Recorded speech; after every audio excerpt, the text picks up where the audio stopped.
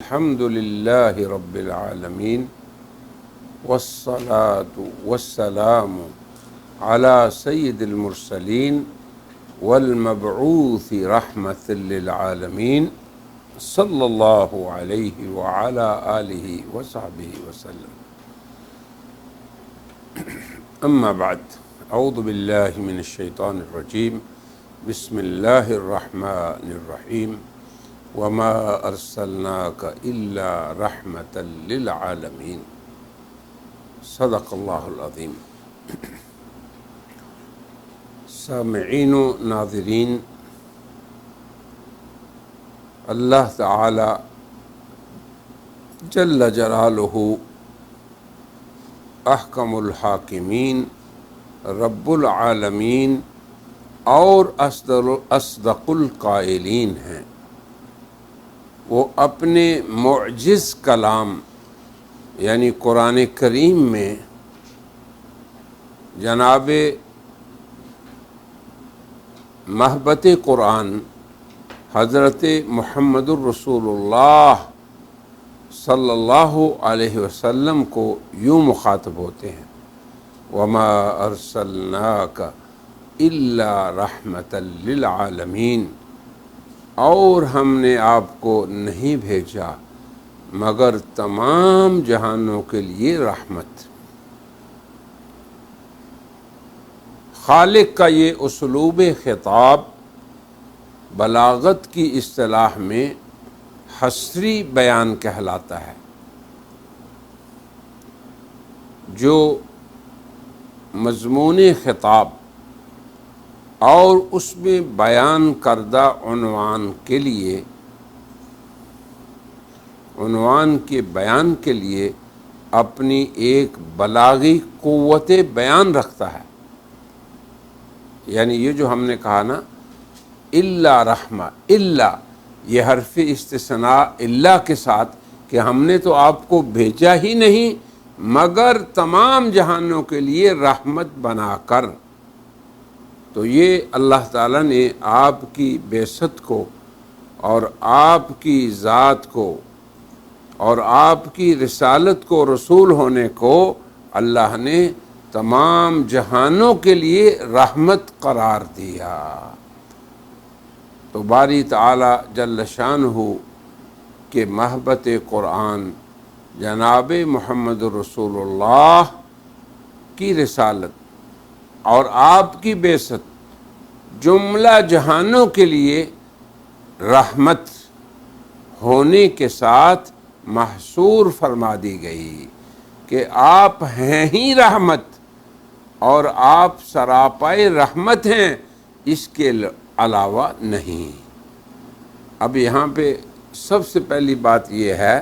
کہ اللہ تعالیٰ کا یہ بیان اور اس کا یہ حصر کہ حضور صلی اللہ علیہ وسلم کی رسالت و بعثت کو اللہ نے رحمت کے ساتھ محصور فرما دیا اور اس کے علاوہ نہیں۔ پھر اس رحمت سے اللہ تبارک و تعالی نے تمام عالمین میں سے کسی کا استثناء بھی نہیں فرمایا۔ اب یہ ہے اصل میں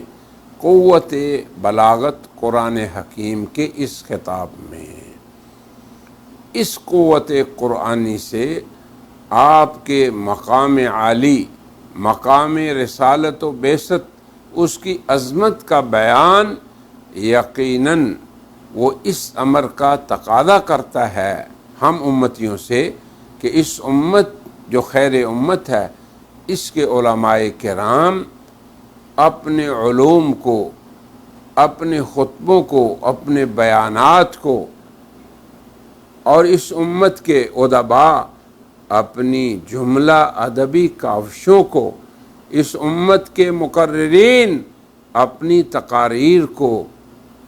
اس حسین و جمیل عنوان سے زینت بخشیں جو اللہ تعالیٰ کے قرآن کی اس آیت کا عنوان ہے، اور وہ کیا ہے؟ رحمت للعالمین کا موضوع، یعنی حضرت رحمت للعالمین صلی اللہ علیہ وسلم کی